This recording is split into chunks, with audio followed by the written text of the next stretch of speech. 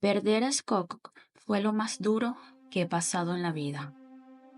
A mis 39 años, jamás imaginé que tendría que enterrar a mi propio hijo. Él tenía apenas 15 años. Aún no había terminado de vivir ni la mitad de lo que debía. Maldito cáncer.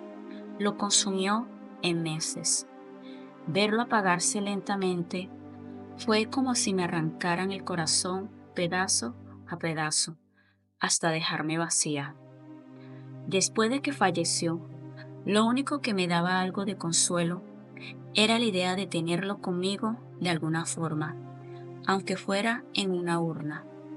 La funeraria Ángel de Paz apenas tenía un par de años en el negocio, pero se mostraron amables y profesionales, o al menos eso creí. Les pedí que cremaran a mi hijo y me entregaron sus cenizas. No era un lujo, no pedí más que lo mínimo, que mi hijo descansara en paz. Días después del funeral, me entregaron una caja de madera con lo que aseguraban eran las cenizas de mi hijo Scott. El dolor no me permitió cuestionar nada. Me aferré a esa caja de madera como si al sostenerla pudiera sentir algo de él. La puse en la repisa de la sala, junto a su foto, y cada noche, antes de dormir, le hablaba, pidiendo que me perdonara por no haber hecho más. Pero el silencio no duró mucho. Una tarde, mientras tomaba café con mi amiga Patricia, ella me habló de un rumor que corría por el vecindario. Los vecinos que vivían cerca de un edificio antiguo a unas cuadras de la funeraria se quejaban de un olor terrible que salía de allí. Algunos decían que era un criadero ilegal de animales. Otros pensaban que era una red de narcotráfico. Pero nadie sabía ciencia cierta, pero el hedor era innegable. Se podía percibir hasta varias calles más allá. Patricia, siempre entrometida, parecía intrigada. ¿Has oído algo de esto, Evelyn?, me preguntó, pero yo la verdad estaba sumergida en mi duelo. Apenas le presté atención. Pasaron los días y el rumor creció, hasta que un día, sin previo aviso, la policía y varias unidades del gobierno irrumpieron en ese edificio. La noticia voló como pólvora. Lo que encontraron adentro era mucho peor de lo que cualquiera había imaginado. Había más de 100 cadáveres, algunos en avanzado estado de descomposición, amontonados en el suelo, como si no fueran más que basura. El líquido oscuro que se filtraba por las grietas del edificio era una mezcla de fluidos corporales, grasa y desechos humanos. La verdad, un espectáculo terrible. El impacto de la noticia fue instantáneo. Todos en el vecindario hablaban de esa funeraria y pronto se supo que los dueños no solo habían robado el dinero de los seguros de vida de los difuntos, sino que también habían engañado a las familias entregándoles cajas de madera llenas de polvo de materiales de construcción en lugar de las cenizas reales. Mientras ellos vivían de lujos, viajaban por Europa, mostrando una vida de ensueño en redes sociales, los cuerpos de nuestros seres queridos se pudrían en ese maldito edificio. Mi corazón se detuvo al pensar en mi hijo Scott. ¿Acaso era posible? ¿Podría ser que mi hijo, mi dulce niño, también fuera una víctima de ese desastre? Corrí hasta la funeraria. Cuando llegué, vi que las puertas estaban cerradas con cinta amarilla de la policía y había reporteros por todos lados, pero nadie me dejaba entrar. Yo solo quería respuesta. ¿Dónde estaba mi hijo? Fue Patricia quien me avisó. Evelyn, los noticieros han mostrado algo. Me llevó a su casa y temblando me senté frente al televisor. Allí, en un informe filtrado por la policía, se mostraron grabaciones de cámaras de seguridad recuperadas del edificio. Y ahí estaba él. Lo reconocí de inmediato, su figura delgada, envuelta en una simple sábana, siendo cargado como un saco de papas por 2 empleados de la funeraria. Lo tiraron sin cuidado alguno sobre un montón de otros cuerpos. Scott, mi hijo, tratado como si no valiera nada. Mi grito de dolor se ahogó en mi garganta. No podía respirar. Sentí como si el mundo se desmoronara bajo mis pies. Cada imagen que veía era como una puñalada en el pecho. Las caras de los empleados, los mismos que me habían sonreído cuando les confié el cuerpo de mi hijo Scott. Todo había sido una farsa. Las urnas, las promesas de paz eterna, todo.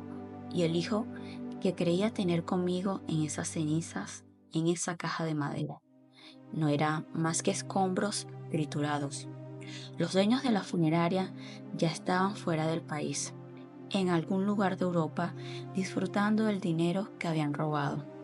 Mientras yo lloraba por la pérdida de mi hijo, ellos brindaban con copas de vino en algún restaurante caro, seguramente. Nunca los atraparían, todo el mundo sabía eso. El sistema siempre protege a los ricos y corruptos. Y yo, la verdad, yo me quedé aquí sola y rota. Desde ese día no he podido mirar la caja de mi hijo que descansa en mi sala. No puedo ni siquiera tocarla sin sentir que era una mentira, sin sentir un vacío. Cada noche antes de dormir, me siento frente a la foto de Scott y le pido perdón una y otra vez. No puedo dejar de imaginarlo, su cuerpo tirado entre ese desastre, olvidado como si nunca hubiera existido. Y a veces, cuando el viento sopla fuerte en las noches, me parece escuchar levemente su voz, aunque de manera lejana, diciéndome, mamá, mamá. Pero solo es mi imaginación, no hay más respuesta, porque yo sé que Scott se fue, y lo que queda es solo mi imaginación o quizás algún eco. Un hijo que jamás descansará en paz. Mi única esperanza es que quizás algún día la justicia los alcance y que las almas de todos los que se fueron desechados encuentren la paz que tanto les negaron. Pero hasta entonces solo me queda este dolor, este vacío y las cenizas que nunca fueron de mi hijo. Mi abuela Milagro nos dejó hace un par de semanas. Ella murió tranquila en su cama, como ella siempre decía que quería, sin sufrimiento ni dolores. Tenía sus 80 y tanto. La verdad es que ya le tocaba, pero eso no quitó el dolor cuando la vimos partir. Lo peor fue que, como siempre en esta familia, no había dinero ni para el velorio. Entre todos los hijos y los nietos, no juntábamos lo suficiente ni para una caja de ataúd decente. Pero los vecinos, eso sí que se portaron a la altura. Se organizaron rapidito y cada uno puso algo. Unos el café, otros las flores, incluso un señor del barrio, que ni lo conocíamos bien, ofreció el carro para llevarla al cementerio. Lo que sí fue un poco, por decirlo, extraño, fue la funeraria que encontramos. Como andábamos corto de plata, tuvimos que escoger una que la verdad no era la más bonita, era bastante económica. Al menos eso pensábamos. La funeraria se llamaba La Esperanza. Estaba en una esquina de la calle 9. Desde que llegamos se sentía un ambiente pesado. No sé si era el dolor o esa sensación de que algo andaba mal. El lugar Parecía una casa vieja y abandonada. No parecía para nada una funeraria. Las paredes eran de un color extraño, como verde mojoso, y el techo tenía muchas manchas de humedad. Pero no nos quedaba otra opción. A pesar de todo, la abuela estaba linda, bien maquillada, con su vestido azul favorito y un rosario en las manos. Nos consolaba verla así, serena, después de tantos años de sacrificio. El velorio fue una cosa extraña.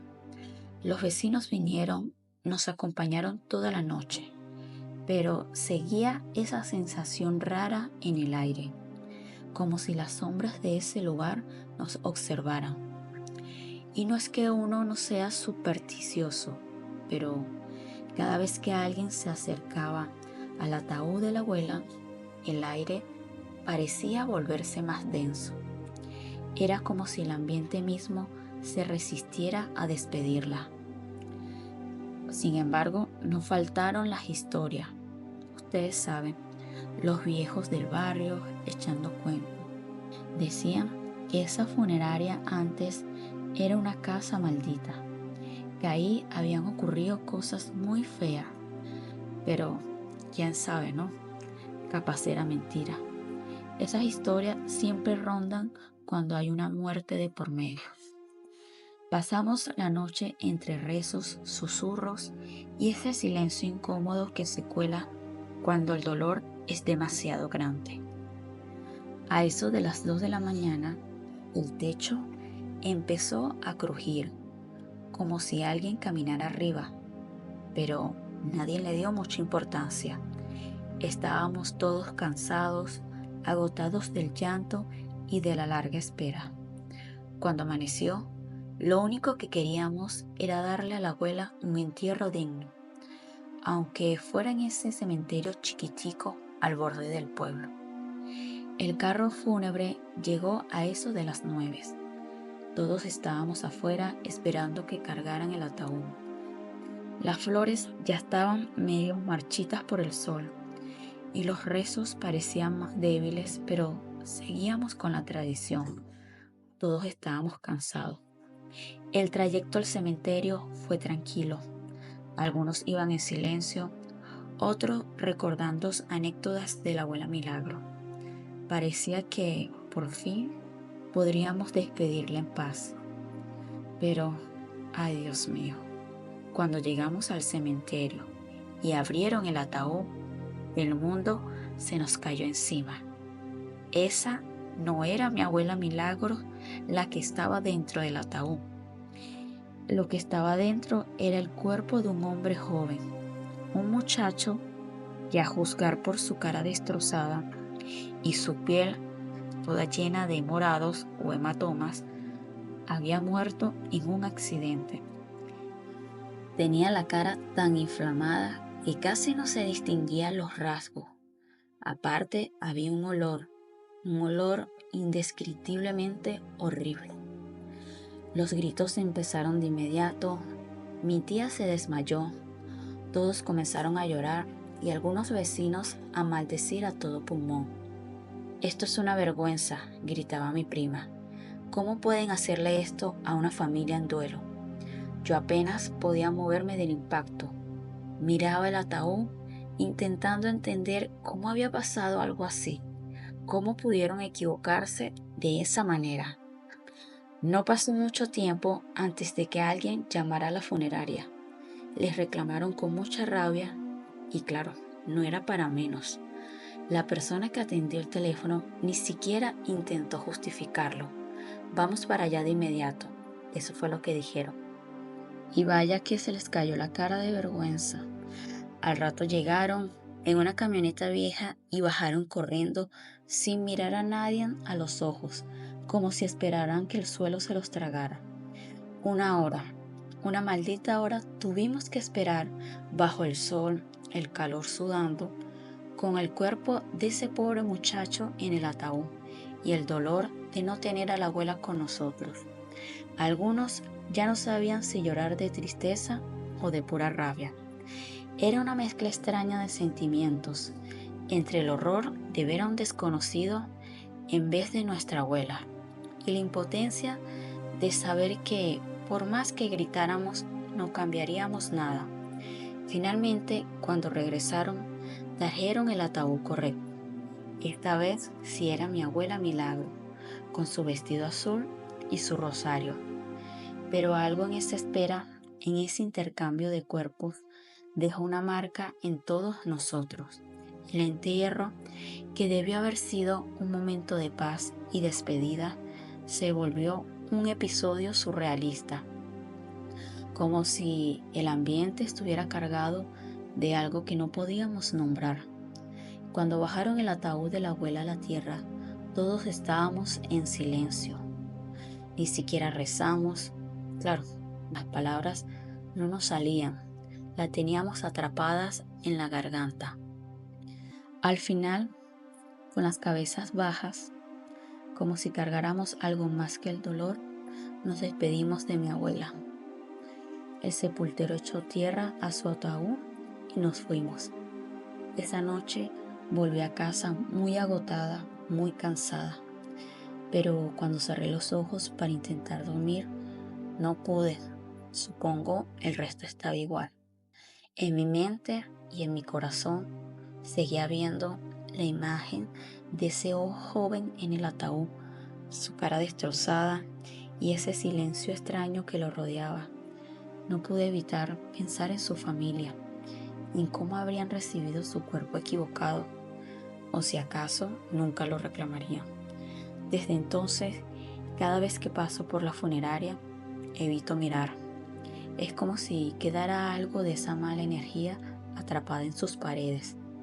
La gente sigue diciendo que era una antigua casa maldita. Y después de lo que pasó con mi abuela, la verdad, no lo dudo. Pero lo importante es que ella ya está descansando en paz.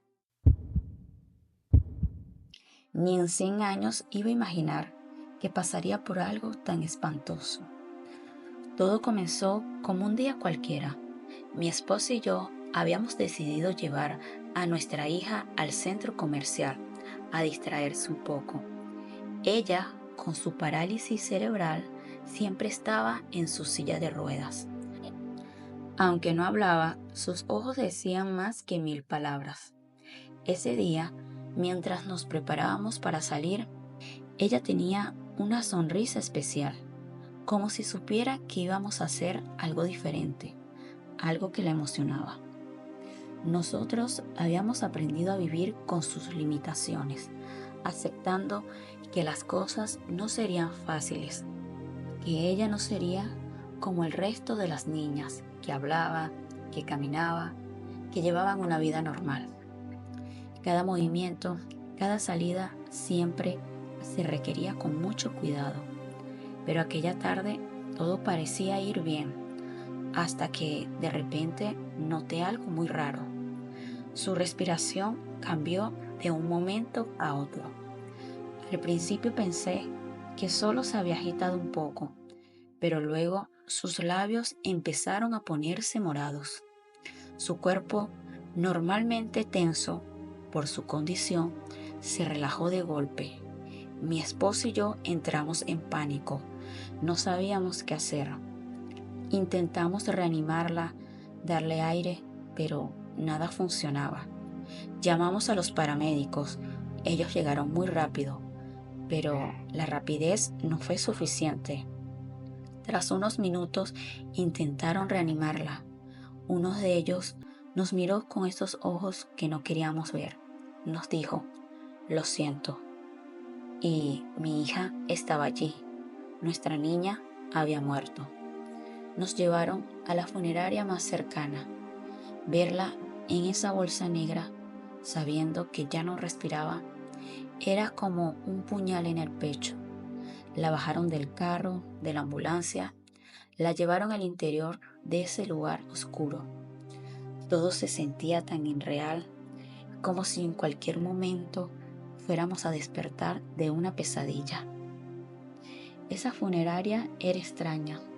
Una parte era para el proceso de cremación, otra parte para el proceso de velar y en una zona muy atrás era como una especie de morgue, donde asumo eran donde revisaban los cuerpos y los preparaban. El técnico de la funeraria, un tipo joven con cara de pocas palabras, abrió la bolsa para preparar el cuerpo. Fue entonces cuando sucedió lo más extraño, lo que aún hoy me cuesta asimilar. El tipo, con una expresión de asombro, dio un paso atrás. Se quedó mirando a mi hija con los ojos abiertos. «Está respirando», gritó. En ese momento, el mundo se detuvo. Mi esposo y yo corrimos al cuarto, empujando sillas y todo lo que había a nuestro paso. Cuando llegamos ahí, estaba nuestra hija, con los ojos abiertos, moviéndose apenas, pero respirando. No sabíamos si reír o llorar, si agradecer a Dios o maldecir la confusión. Todo era un caos. Gritamos, pedimos ayudas, una nueva ambulancia, una nueva llamada. Pero como si el destino se burlara de nosotros, mientras esperábamos que llegara la ambulancia, su respiración se volvió más débil, hasta que, justo antes de que los médicos entraran por la puerta, ella cerró los ojos de nuevo, pero esta vez era para siempre. El silencio que siguió fue como un vacío que nos tragara. Nadie sabía qué decir. Los paramédicos hicieron su trabajo, pero no había nada más que hacer. Habíamos pasado de la desesperación a la esperanza y de vuelta al abismo en cuestión de minutos. La verdad, no entendíamos nada. ¿Cómo podía ser que los mismos que la habían declarado muerta antes, ahora la volvieron a declarar muerta? ¿Cuál es el sentido? Fue como si la vida nos hubiera dado un segundo para acariciar la esperanza, solo para arrebatárnoslas con más crueldad. Mi esposa se desmoronó por completo. Se aferraba al cuerpo de nuestra hija. Mi esposa gritaba, le pedía que despertara de nuevo, que abriera los ojos como lo había hecho antes. Yo estaba en estado de shock, mis manos temblaban mucho, mis piernas ni siquiera podían moverse. Lo único que podía hacer era observar, sin poder procesar todo lo que estaba sucediendo. Pero al final no hubo más remedio que aceptar la realidad. La funeraria siguió con el proceso, prepararon el cuerpo, lo vistieron y lo colocaron en el ataúd. Pero lo que más me rompió el corazón fue el velorio. Nos dieron un ataúd con vidrio para que pudiéramos verla una última vez antes de enterrarla. Mi esposa no podía dejar de mirar, esperando que en algún momento, como en la funeraria, mi hija volviera a abrir los ojos. La noche del velorio fue un infierno. Todos los familiares y amigos venían a darnos el pésame, pero nosotros no estábamos allí. Estábamos atrapados en esa imagen de nuestra hija, queriendo que se repitiera el milagro que habíamos visto en la funeraria. Mi esposa, sentada frente al ataúd, no se movía. Tocaba el vidrio con sus dedos, susurrando el nombre de nuestra hija una y otra vez, con la esperanza de que ella la escuchara desde algún lugar y volviera. Por otro lado, demandamos a los paramédicos. Queríamos respuesta. ¿Cómo era posible que se equivocaron de esa manera? Pero nada cambió. Nadie nos dio una explicación convincente. Todo fue tratado como un error que no se podía revertir. Nos dejaron con más preguntas que respuestas, con más dolor que alivio. El día del entierro, mientras bajaban el ataúd a la tierra, sentí que una parte de nosotros se iba con ella. No solo porque era nuestra hija, sino porque nos habían robado algo más. Nos robaron la paz, nos dejaron con esa angustia eterna de no saber si en algún momento ella realmente pudo haber sobrevivido, si de alguna manera su muerte no era definitiva la primera vez, o si fue solo una cruel jugada del destino. No hay peor sentimiento que la duda. Vivimos con ella todos los días. A veces en las noches siento como si ella estuviera allí en su silla de ruedas, en silencio, con esos ojos que lo decían todo. Pero sé que solo es mi mente jugando conmigo, recordándome lo que una vez fue y lo que ya nunca será. Me llamo Anaís y mira, lo que te voy a contar jamás se lo contaría a nadie en mi pueblo, porque lo que vivimos ese día no fue de este mundo, fue algo que ni las pesadillas pueden explicar. Y todo comenzó con Chucho. Él había sido mi pareja por años, pero cuando lo mataron, ya yo no estaba a su lado. Nos habíamos distanciado por cosas de la vida, aunque nunca dejamos de tener como especie de un lazo, uno de esos lazos que no se rompen ni con la muerte. Chucho, Dios lo tenga en paz, se había metido en cosas muy peligrosas. Él siempre fue un hombre inquieto, siempre buscando una salida fácil, y lo que encontró fue terrible. Chucho se había vuelto un soplón, o como dicen en otros países, un delator, un sapo, de uno de los carteles más pesados y poderosos de México. Lo hacía a escondida, pasando la información a la policía para salvar su propio pellejo. Todos en el barrio lo sabíamos, pero nadie decía nada. A veces la gente prefiere no ver, porque meterte en cosas de narco es como firmar tu propia sentencia. Una tarde llegó la noticia. A Chucho lo habían ejecutado, un tiro limpio en la cabeza, como suelen hacer con los traidores. Lo encontraron tirado en la orilla del camino con su chaqueta de cuero que tanto le gustaba, pero ahora esa chaqueta estaba manchada de sangre. Esa misma noche prepararon todo y lo llevaron a la funeraria del pueblo, una de esas que siempre huelen a flores rancias y velas, donde el aire se siente más extraño que todo.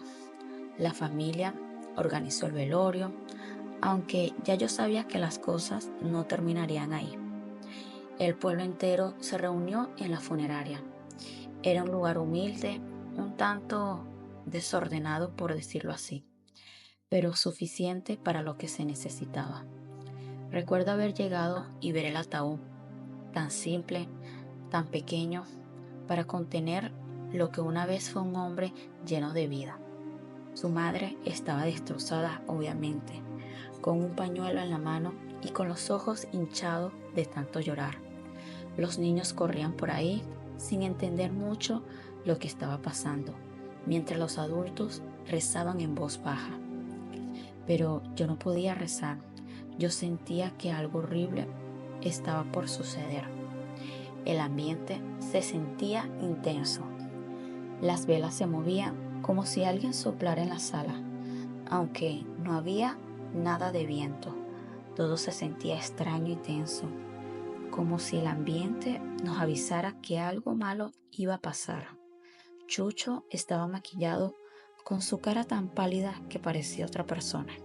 La verdad, no era él, pero aún así lo lloraban como si lo fuera.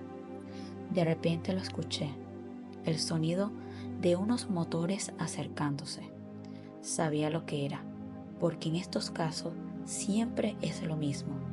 La banda venía por él, y no para llevarse su cuerpo, sino para dejarle un último mensaje a todos nosotros. El ruido de los coches afuera nos paralizó. El portón de la funeraria apenas aguantó los empujones cuando entraron. Eran 6, tal vez 7 hombres, con las caras cubiertas y las armas en las manos. Nadie tuvo tiempo ni siquiera de correr. Lo primero que hicieron fue gritar, anunciando que no había perdón para los traidores. Nadie podía traicionar al cartel y esperar morir en paz. Uno de ellos, el más alto, apuntó al ataúd sin ni siquiera pensarlo 2 veces. El primer disparo retumbó en toda la sala. El sonido fue como un trueno y el vidrio que cubría a Chucho se hizo pedazos, volando por todas partes. Sentí los cristales rozarme la piel, pero ni siquiera podía moverme. Estaba congelada, mirando cómo desataban su furia sobre alguien que ya no podía defenderse. Eso era solo un cadáver. Los disparos no cesaban. Era como si quisieran asegurarse de que ni siquiera en la muerte Chucho estuviera a salvo. Cada bala que disparaban destrozaba más y el ataúd y obviamente el cuerpo de Chucho. Al final no quedaba nada, ni madera, ni carne, ni hueso, nada que no fuera tocado por esa violencia, por esa lluvia de balas. La madre de Chucho gritaba, pero los criminales no le prestaban atención. Uno de ellos incluso se empezó a reír, como si fuera una broma ver cómo el cuerpo se despejaba bajo las balas. La tapa del ataúd se rompió por completo y su cuerpo quedó expuesto, más destrozado de lo que ya estaba. Ahora solo quedaban restos de lo que alguna vez fue ese hombre llamado Chucho.